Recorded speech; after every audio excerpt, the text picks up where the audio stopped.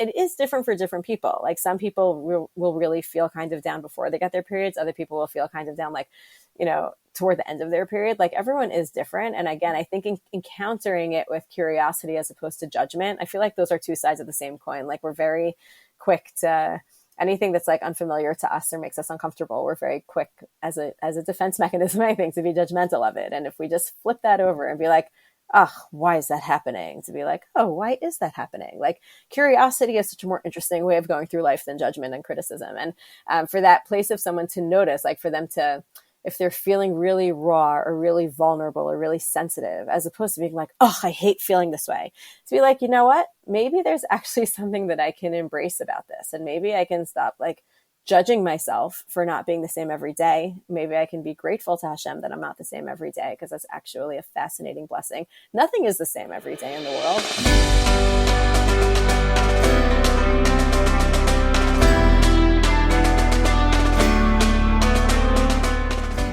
Hey, I'm Esther, and you are listening to On Your Own, the podcast for Jewish girls living away from home.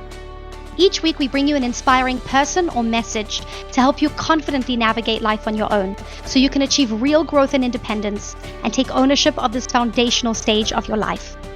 For additional resources, tips, and to stay up to date on future episodes, sign up for the On Your Own newsletter, linked below in the description. Looking forward to spending some time with you today, and now, to this week's episode.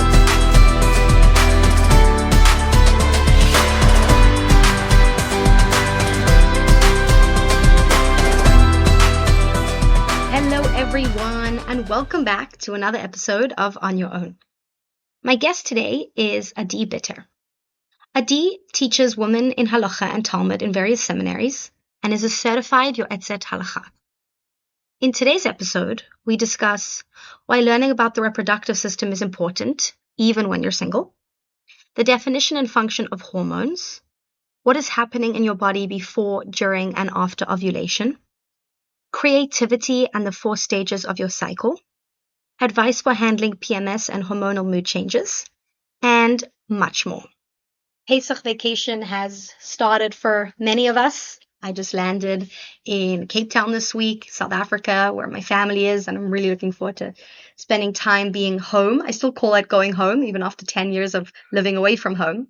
And yeah, I just wanted to say before getting into this episode that I hope that you're going to be spending a beautiful Pesach with people that you love and that you enjoy this kind of vacation time.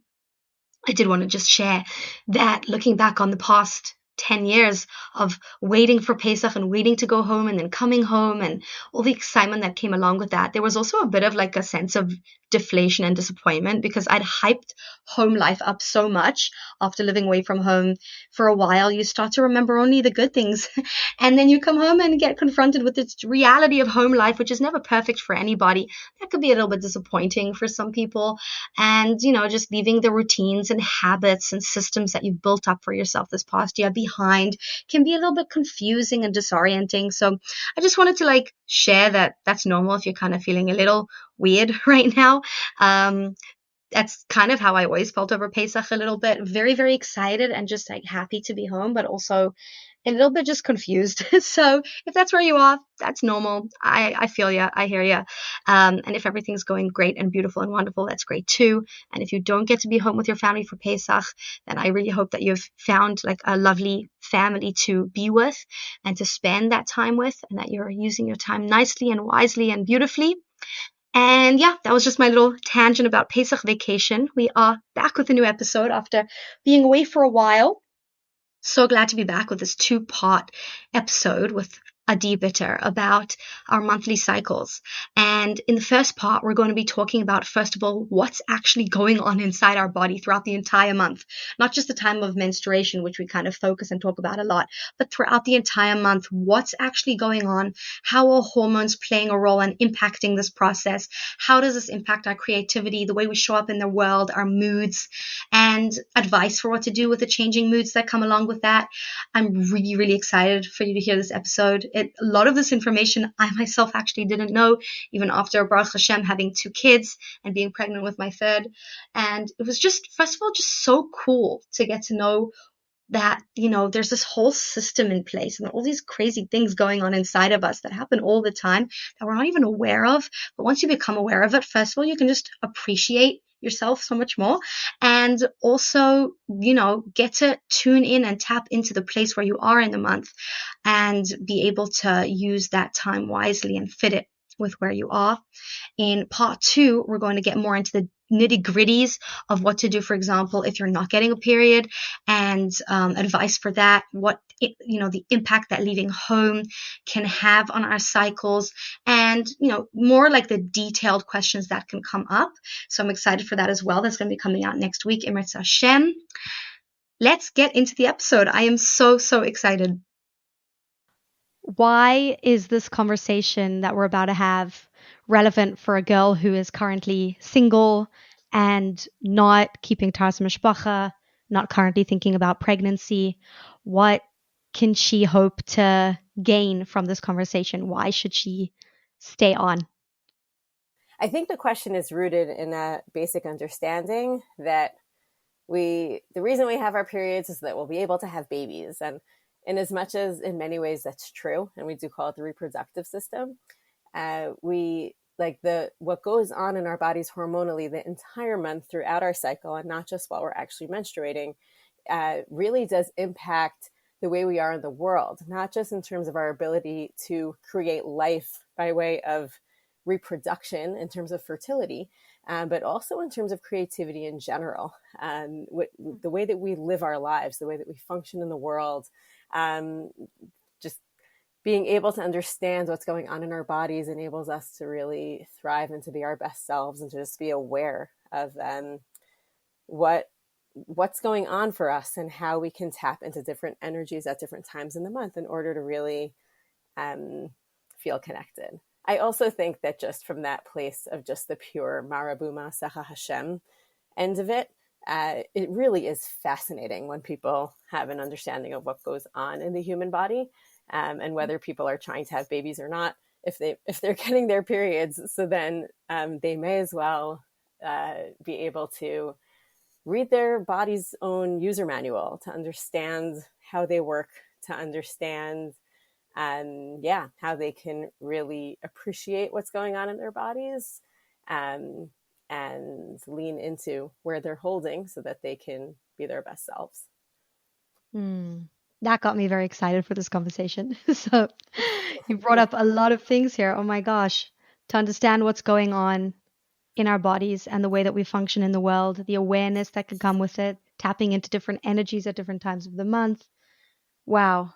And also just to be able to appreciate our body for what's going on inside. So I think the first place I'd like to start is just from that understanding that you're talking about. Somebody who's a little bit clueless, she knows that she gets a period every month, but what's actually going on in terms of what's maybe I would rephrase that. What's something that we generally don't understand about how our body works, that would be important to know and get to understand in order to be able to take this a step further?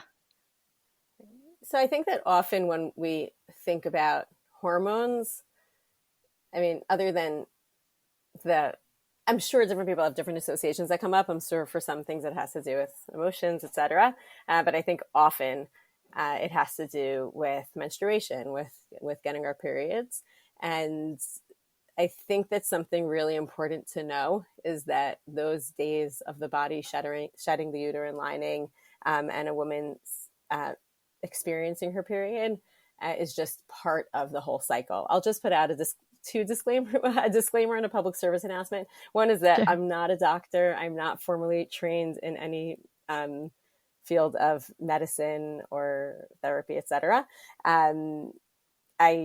Because I'm involved in women's health from the halachic end of things, and I encounter a lot of women, and I'm just really, really fascinated by the human body.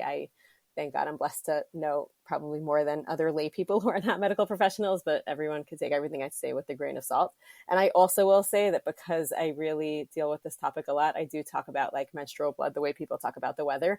And if people are a little taken aback by that openness, then I'm just putting that announcement out there that that's how it is. So yeah, I think that people often think about hormones are like, oh yeah, I get my period, and they think of these few days, and however they experience those few days, it's just that, Mm. the anticipation of that, dealing with that, waiting again, and there's really so much more that goes on. Every day of the cycle is really something else that's going on for people, and it really is just fascinating. And yeah, our cycle is about so much more than menstruation.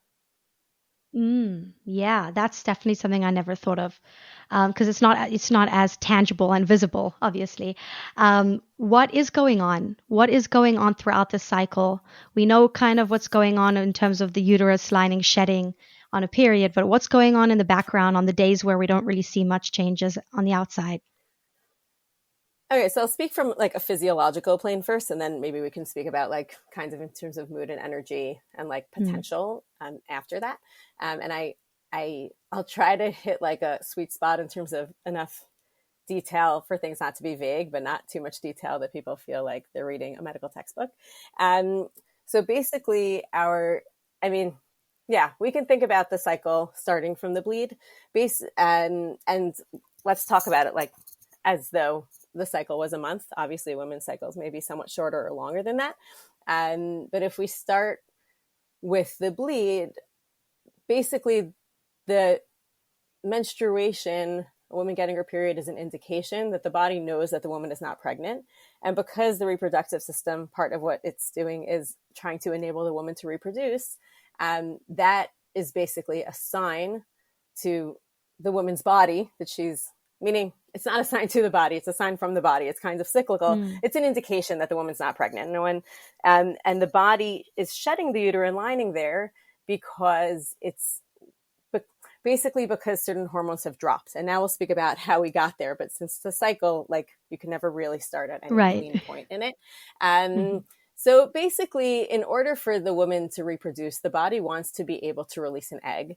And in order to do that, all of the eggs are in a woman's body from when she's born. Like nobody grows new eggs, but they're all kind of in some metaphoric deep freezer. It's not actually frozen, but they're kind of preserved, each one in a follicle, and all on the surface of the ovaries. The ovaries are, I mean, people can look at diagrams of the female reproductive system, but basically the ovaries are not far from the uterus, but not like they're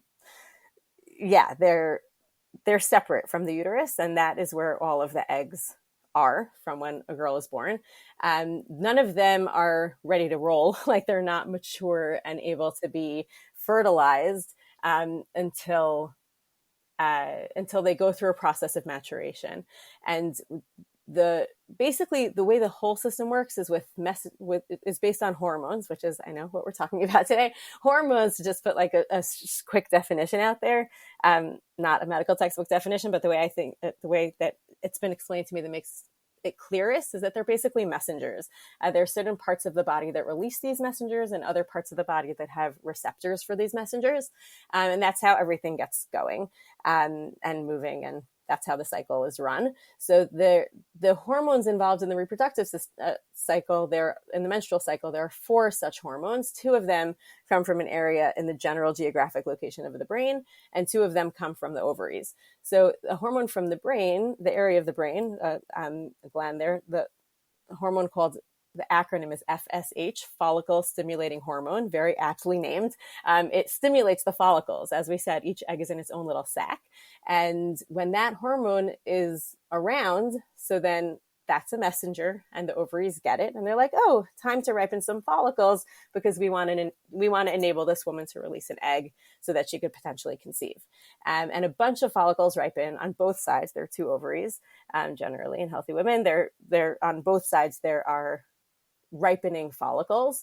And that's one thing that's going on. It really goes on throughout, but it's more pronounced, I think, during that first half of the cycle. The cycle is often spoken about in 2 halves, 2 parts. The first part is aptly named the follicular phase, because that's when the follicles are ripening. And the second part, which we'll get to after, is called the luteal phase. So during the follicular phase, the follicles are ripening. And while that's going on, the uterus basically wants to be ready for the potential of a pregnancy.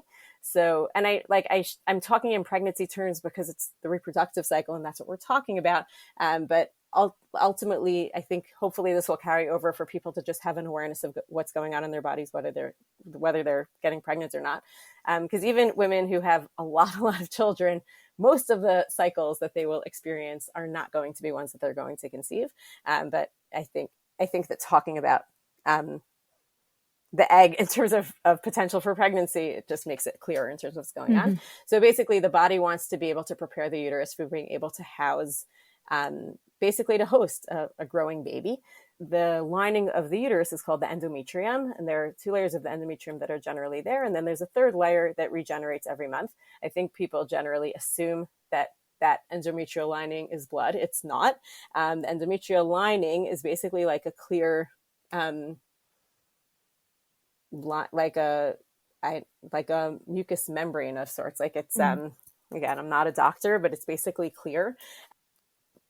Soon we'll speak about why when people menstruate, they see blood, but women can. So it's like a egg white? Yeah, kind of like egg white. There are a whole bunch of secretions that our bodies make that are kind of egg whitey. We'll speak about another one momentarily, but yeah, like women can generally perceive that their menstrual blood does not look like nosebleed blood or like blood donation blood. It's there is, like, again, I speak about these things quite comfortably, and apologies to those who get a little queasy about the whole blood thing. But like if a woman were to fold, let's say, a piece of toilet paper with menstrual blood, she would see like strands of clear and not just strands of blood. And similarly, women who use a menstrual cup to collect menstrual blood as opposed to a tampon or a pad or something else, depending on the ease with which she removes the cup and how much it gets shooken up. But women can see 2 separate layers there. There's a clear layer and like a blood layer. So the lining itself is actually clear. So the clear stuff she would see is that the lining of the endometrium coming out? So that is the actual endometrial lining, which the blood actually helps push off, which we'll get to when we get to that part of the cycle. Okay. But yeah, that's to the best of my understanding, that's what's going on with the clear situation. So that the body builds that uterine lining. It knows to build that uterine lining because of a hormone released from the ovary, the form of estrogen. And the estrogen is what's responsible for building the uterine lining. It's responsible for a lot of other things connected to women's health in general, like bone health and energy levels and mood. Like it's in charge of a lot of different things, but it also, in this narrow sense, is responsible for building the uterine lining. And that's basically what's going on for the first half of the cycle, is that the follicles are growing and ripening and getting those eggs. Each follicle has 1 egg in it. And because like the way Hashem designed our bodies, like the body's not just going to ripen 1 follicle, because what if that one has like a complicated mess in terms of its DNA, or like what if it's not going to ripen? So the body ripens a whole bunch of follicles at once. Girls are born, baby girls, they're born with far more eggs than they will ever end up using by the time they hit menopause at some point, generally in their 50s. How many eggs around like the average woman is born with? Or like, is there like a number to that? I think there is, and I feel like the last I heard it was a long time ago. It's either I don't remember if it's a 5-digit number or a 6-digit number, but like I feel like it's a lot. Yeah, like tens of thousands. I don't remember again, tens of thousands or hundreds of thousands. But it's a lot of eggs. Most of them are just going to like expire on the shelf. You know, like it's not. Women don't have to be nervous about like using up their eggs, but the body does ripen like a lot at once, and only 1 is going to be released every month generally, unless the woman is ovulating for fraternal twins, and then she might be releasing 2. But yeah, generally women will release 1 a month, but the body does ripen a whole bunch of them at the same time. And while that's going on, as we said, the uterine lining is thickening to be able to basically like a nice set of like clean sheets for like a new potential embryo. And so when you mentioned egg white before, like there are times in the month, especially people with irregular cycles, they'll like feel this wet sensation internally, and they'll be like, oh my gosh, I think I just got my period. I wasn't expecting that. They'll go to the bathroom and they'll be like, oh, there's nothing here. Like it's all just clear. And that is something that, hold on. Yeah, that's something that is the fertile cervical secretion. That's basically the indication to the woman that she's about to ovulate, which is even if a person is not married, like it's still useful for people to know when they're Mm-hmm. ovulating. Um, So I just want to clarify, is this the third step almost? Is it like FSH and then we have the estrogen, which is getting the lining thicker, and then we have the ovulation? Would that like be the next stage in the cycle?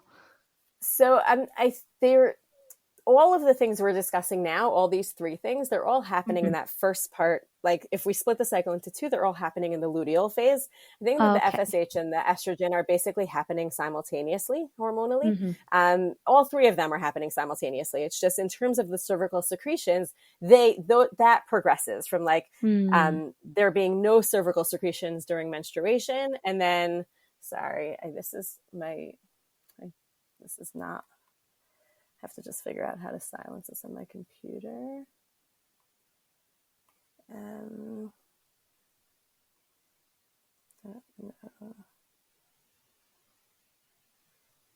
on. 1 second. Matanel, your WhatsApp is on this computer and it's beeping. Oh, sorry. Do you know how to close it? Thank you. Okay. Sorry about that. That's okay. Yeah. So the cervical secretions go from dry to sticky to creamy to egg white, and that is a progression. All of Mm-hmm. that is leading up to ovulation, just like the estrogen is thickening the uterine lining and the follicles are ripening. All of that is Mm-hmm. going on in the luteal phase, basically simultaneously. Mm-hmm. When a woman gets to that egg whitey point of secretions, that's when she knows that she is going to be ovulating really soon. Mm-hmm. Younger women can have that fertile cervical secretion for many days. Um, at least 3, maybe even more. Women in their 40s might have that cervical secretion for like 12 hours. Okay, so then basically when, people recognize that they have these wet cervical secretions, first of all, they should just know, like, they're healthy, they're normal. The fact that they suddenly have all of this like clear egg white going on in their underwear, on their toilet paper, not only is it normal and are they healthy, but it means that they are about to ovulate, which also Mm-hmm. means that if they pay attention consistently to like which day of the month they feel that really wet secretion, and then they write it down, and then they write down when they get their period. After about like 2 or 3 months, I would say 3, chazaka is 3 months, and it's not necessarily always consistent, but generally she will know how many days it is from that wettest, like that day of the most wet sensation until her Mm-hmm. period. Like she'll know when she's going to get her period. It's probably going to be between 12 and 16 days. Mm. And it's probably going to be far more consistent than that range for any one specific woman. So especially if she has an irregular cycle, and so many women, you might want to talk about this later, but many people, when they come to Israel on a gap year program, or they're in any type of new living situation, they will often, their cycles might just get irregular for a while, and they'll be like, I Yeah. don't know, when am I going to get my period? Well, no one can get their period without ovulating first. And women can know when they're ovulating from paying attention to those cervical secretions. I had a question about this like stage where the fluid kind of becomes egg whitey, and that means that she's ovulating. Because Mm-hmm. as you're saying, like we don't speak about these things so often, and it kind of gets, ewy. And like I know that for me, periods were something that were spoken about to me young and explained to me, and like the things that came along with that. But ovulation Mm-hmm. was actually something that was never discussed. And as you said, it was kind of like I didn't know what was going on there. And so I wanted to actually ask you a little bit about the stage of ovulation before getting to the menstrual cycle and the effects that that has. Mm-hmm. Practically, for someone who's not trying to get pregnant, so the ovulation doesn't mean like, oh, I could get pregnant now. What can that mean for a girl? Like, okay, now I know based on seeing the fluid, I'm ovulating. How can that impact her in her day-to-day life as someone not trying to get pregnant? Okay, so a bunch of things come to mind. One is, as I said, just on the purely pragmatic level, she will know, like when she sees that, she knows when she's going to get her period. Like after paying attention for a few months, she'll know when she's going to get her period, which is sometimes just like relieves a lot of anxiety. If somebody knows they have a teal coming up in 3 weeks and they're like, I don't know, am I going to have my period or not? Like, well, if you feel that fertile secretion now, you know you'll be getting your period in around 2 weeks. And so Mm-hmm. like that's one thing. Another thing is that some women actually feel ovulation. That egg whitey secretion is right before ovulation. And then like what after, and then at ovulation, what's going on?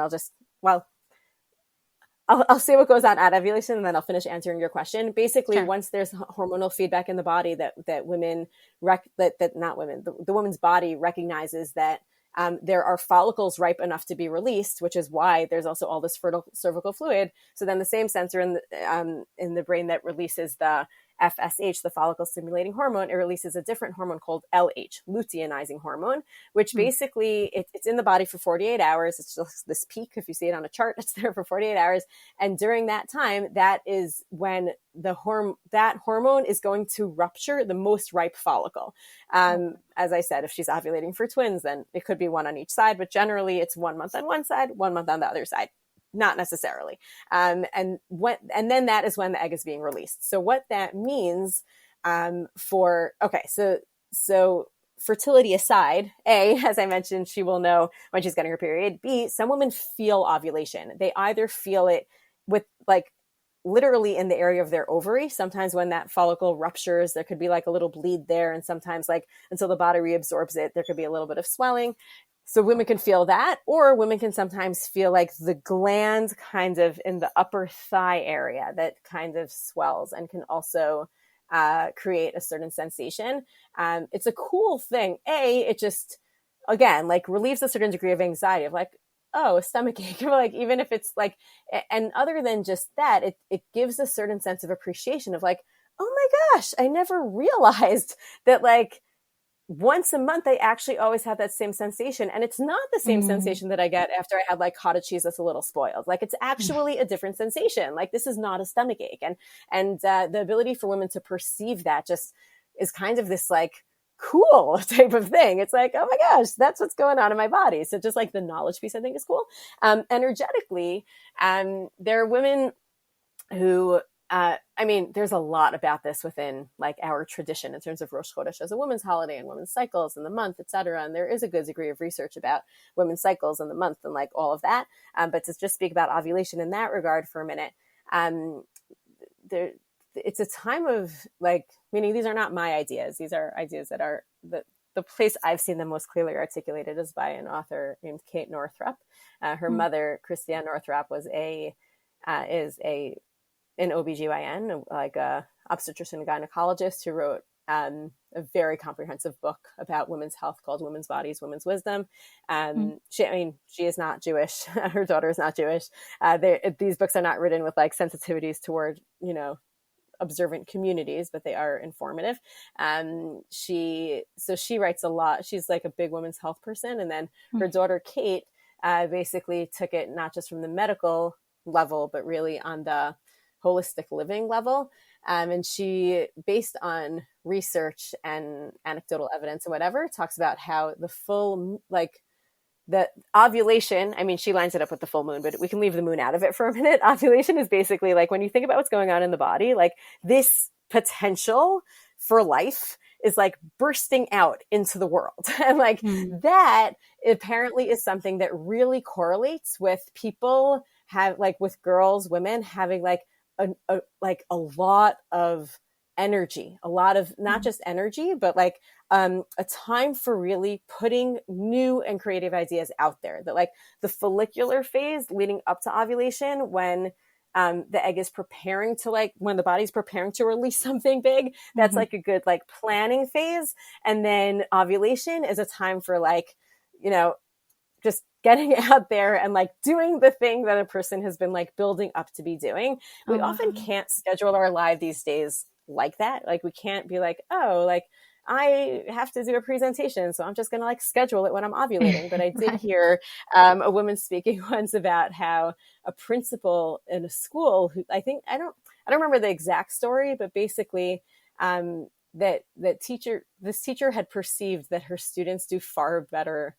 Her students do far better on tests when they are ovulating. And that if like there was a school that was catered toward like individual learning and enabling everyone to thrive, and like there was flex time for taking tests and finals, and students could take their finals around when they were ovulating, that would be like amazing for them because they would do much Wow. better. I actually had this like really interesting experience in class one day when like one chavruta pair was like, I have like no energy. Like I'm not getting through this. One verbal person within the pair was like, oh, I'm just not getting through this. And then in another pair, someone else was like, I am feeling like so much more on top of what's going on in Gemara than I usually do. And then like, and it happens to be that, you know, when I teach adults coming from different walks of life, they have different extensive like knowledge and experience about this. And then like the one, and the one who was feeling very low energy was like, yeah, I just got my period. And the one who was very high energy was like, yeah, and I'm ovulating. So like, there's certainly something to that our energy levels in general, our ability to like have that oomph to be like, okay, like I'm going out there with a new idea, or like even like people in social settings, just feeling just like more exuberant and more alive. Yeah, like that often like overlaps with ovulation. Not for everyone, you know, these stereotypes don't fit for everyone. And sometimes people might feel kind of down during ovulation. But it's really interesting for women to pay attention to these types of things and see what's going on, because, and as much as we can't choose everything in life, there are things we can choose. Like if we have like a little annoying thing to finish off, if like, you know, we wrote a whole paper and now we just need to edit it and go over it, and we're organized enough to not do it the night before, then it could be that waiting until like a few days before our period, when like we do have that, almost like a nesting instinct, the sense of like, okay, just like our body is finishing off the cycle, like that's a good time to finish things up. That's not at ovulation. That's like before getting our periods around 2 weeks later. But I'm saying being in tune to the cycle in general can really help people. You know, there are certain things that people never enjoy doing. People with teachers in terms of grading tests, or students in terms of writing papers. But some people love those things. Other people don't. But like for the ones who don't, it's not like, oh, a few days before my period, I'll love it. No, but like it will be easier to get done than at other times in the cycle for many. And being aware of that, I think, is like a total game changer. So would you say that the planning stage is that like the stage where the follicle is ripening? So if you want to be like in the planning stage, we'll go there. Then the more Yeah, creativity and putting totally. something out there would be like the ovulation. And then the stage of after ovulation is a time for like finishing things up. Is that what you were saying? 100%. Yeah. That's Yeah, so totally. Because then interesting. once the egg is released, so basically what happens is that the body is in this like holding pattern where it doesn't know. Basically, yeah. So once the follicle releases the egg, it then, the reason the hormone is called luteinizing hormone, the word lutein is Latin, I believe, for yellow. Basically, once the egg is released from the follicle is not done. It wants to see this little egg off to like being able to become like an embryo. After it releases the egg, it deflates and it turns yellow. It's called a corpus luteum, a yellow body in Latin.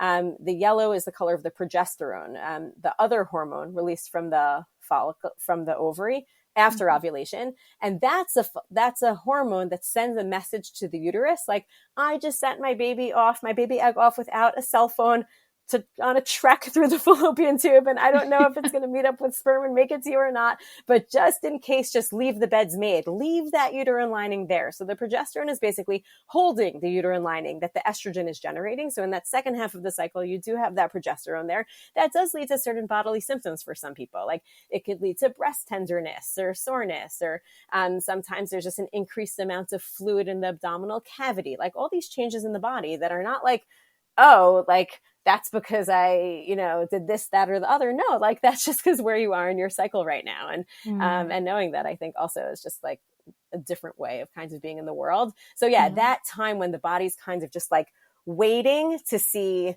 if the woman conceived and releasing that progesterone, that is the time, yeah, in terms of like it's basically leading up to the next period. The next period is basically like starting over something new. So before we start over something new, we finish up the stuff that we have started. So yeah, if we think about like the cycle in kinds of 4 parts, like the bleed, which is basically the body recognizing, if we finish it off, like the bleed is the body recognizing that the woman is not pregnant. Basically, the body is going to wait 12 to 16 days. That's the luteal phase, from that lashon of like luteum, corpus luteum.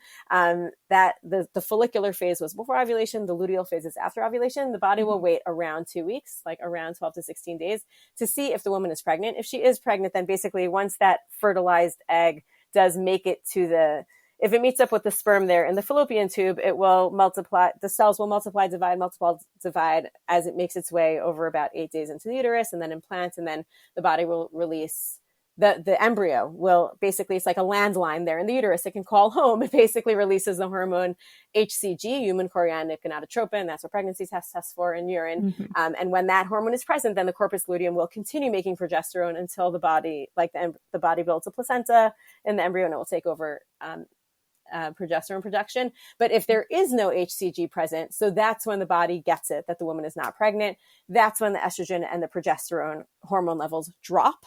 And that's what causes the bleed. So we started at the beginning of the cycle and there's a bleed. The bleed is happening because the brain knows that the woman is not pregnant because the estrogen and progesterone have dropped, because it waited it's around 2 weeks to see if the woman was going to conceive or not. For women with irregular cycles, by the way, it's the first half of the cycle before ovulation that's irregular. Because basically, I mean, you didn't just ask this, but I just feel compelled to share it. The same sensor in the brain that decides to release the follicle stimulating hormone that's going to make a follicle ripe enough to have an egg that's ripe enough to be released, that same sensor in the brain is sensitive to stress hormones like cortisol, like adrenaline. And sometimes we experience stress hormones because we're like psychologically, emotionally stressed. And sometimes we experience stress hormones because we're physiologically stressed, like we went on an airplane. It's so common that people don't get their period for a bunch of months after changing living environments, probably for a combination of all those types of stress. And that's basically like a survival mechanism. And the Gemara notes this also, that if a woman is in times of persecution or hiding, that she is likely not to get her period, to be mesuleket damim.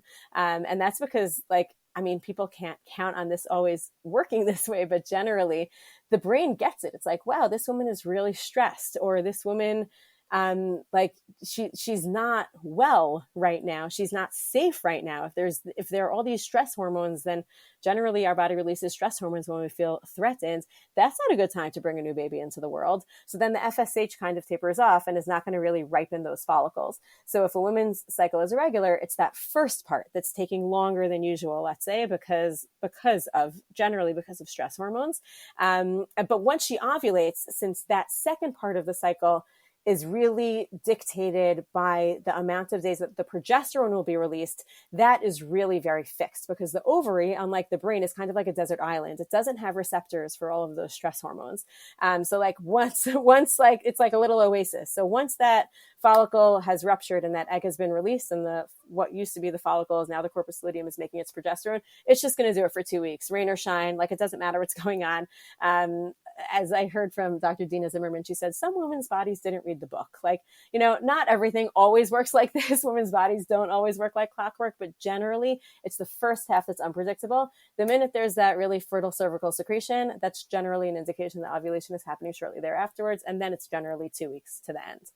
But as we were saying before, in terms of like energetically, so I think of it as like kinds of 4 parts. There's the actual menstruation, which is that's kind of the end more. If we start from the beginning, so the beginning is the follicular phase of building up, which, as you said, Esther, is like a good time for like planning, starting new projects. Like, it's, again, I don't know that it always aligns, but there are people who kind of find it fascinating to write this down and pay attention. Like, I knit, and like, I don't, like, it's an interesting question. Like, am I more eager to start knitting projects like at the beginning of a cycle? Like, I think it's just interesting, that notion of like starting something new. But Kate Northrup is very into this theory that like starting new projects, as the body is like building up to release an egg, because I'm kind of coming out with projects, or like new ideas, or, just enjoying that energy around ovulation.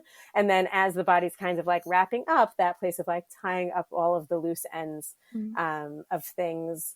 And then like the actual menstruation as a time for like rest and reflection, which is fascinating that within our tradition, Rosh Chodesh has historically been considered a women's holiday, and the moon goes through that same cycle. Like Rosh Chodesh is like celebrating like the birth of a new moon, which is like the beginning of a new cycle.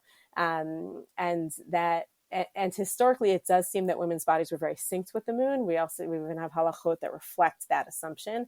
In the absence of artificial light, it actually makes a lot of sense. Like all of nature is synced, with itself and with the moon in different types of ways.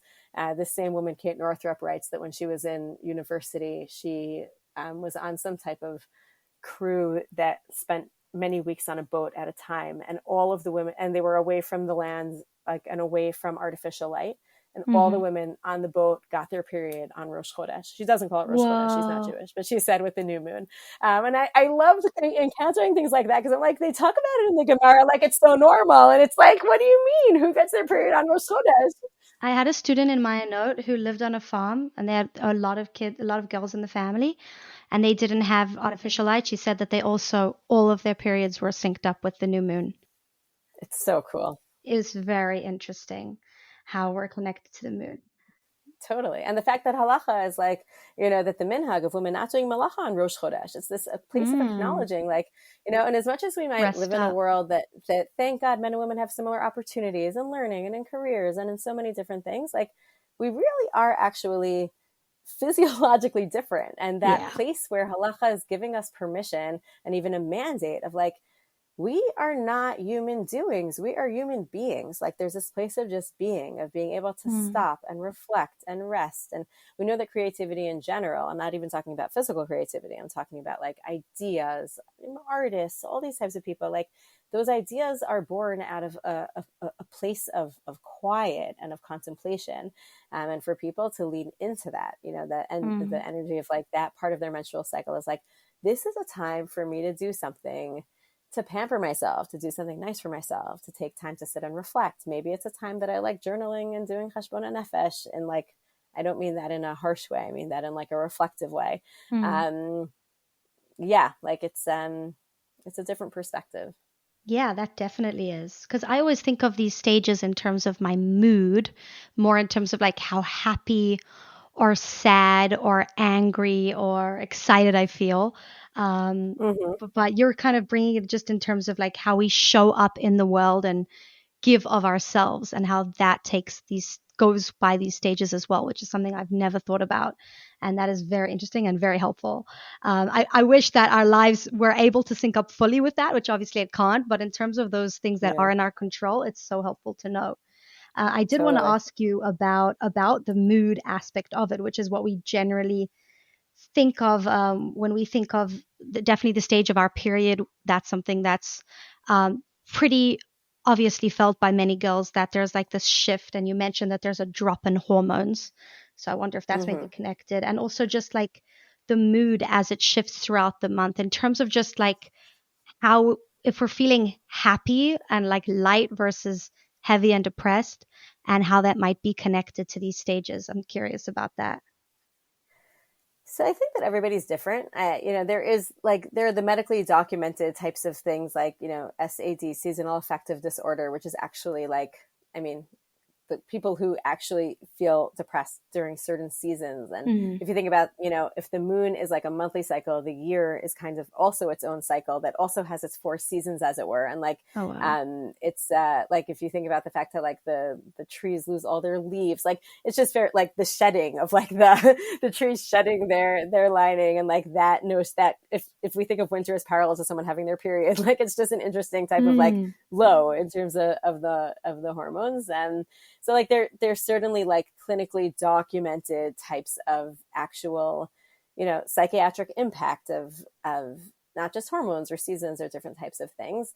And there is also like just the notion of like premenstrual syndrome or PMS kind of being something people are aware of. And I think that sometimes things can become a self-fulfilling prophecy in the sense of if people assume like, okay, before I have my period, I'm just going to be really grumpy. So some people actually do like not feel, I feel like people can take it in harmful directions of either like the self-fulfilling prophecy of like, okay, I'm just going to be in a bad mood and that's just how it's going to be.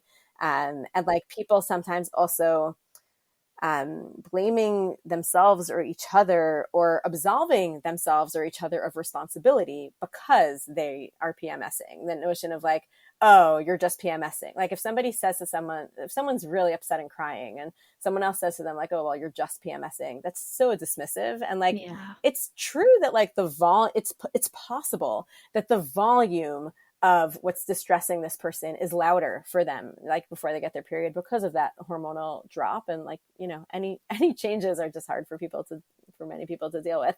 But yeah, that hormonal drop does do something, but in as much as the volume might feel louder emotionally during that time, the core issue is still there.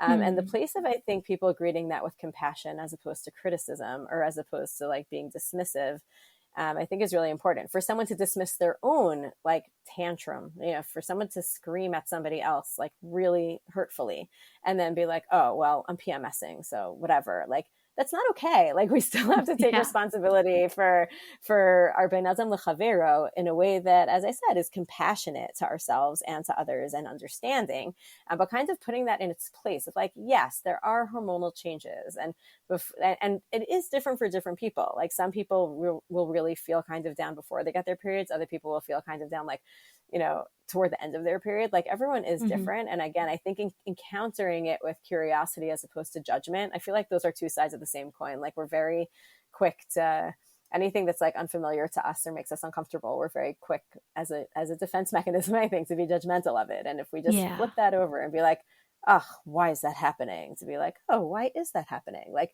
curiosity is such a more interesting way of going through life than judgment and criticism. And for that place of someone to notice, like for them to, if they're feeling really raw or really vulnerable or really sensitive, as opposed to being like, oh, I hate feeling this way, to be like, you know what, maybe there's actually something that I can embrace about this. And maybe I can stop like judging myself for not being the same every day. Maybe I can be grateful to Hashem that I'm not the same every day, because that's actually a fascinating blessing. Nothing is the same every day in the world.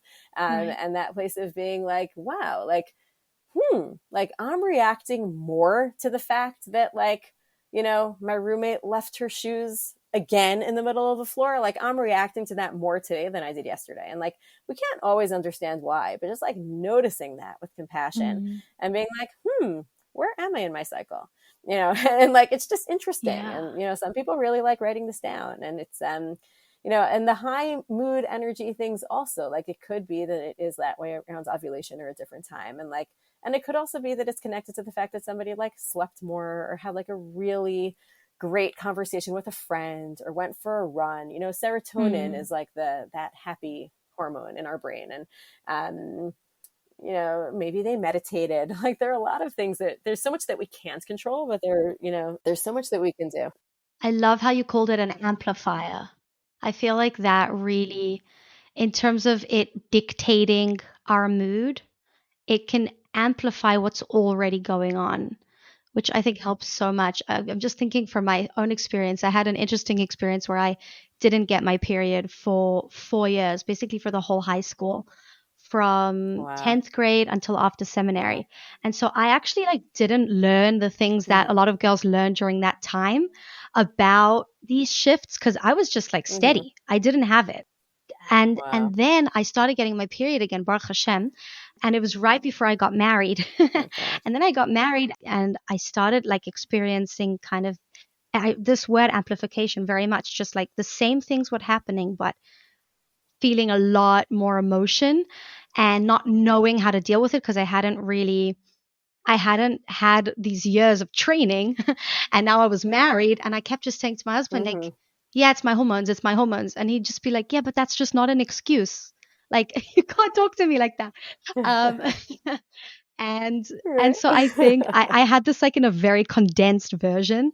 And it's so helpful for someone who's going through this to start to look at that, like that this doesn't dictate what your mood is, that there are things going on underneath that may be amplified at different times of the month, but that's also still to some extent in your control. And also you can be curious instead of judgmental about it. That is, that's super cool. I appreciate that. Thank you for listening to this week's episode of On Your Own. If you like this episode or think it will be useful to someone else, please leave us a review wherever you listen to podcasts. I would love to connect with you. If you've got any questions, feedback, or ideas for future episodes, you can email me at onyourownpodcast@gmail.com. See you next week. And in the meantime, Happy adulting!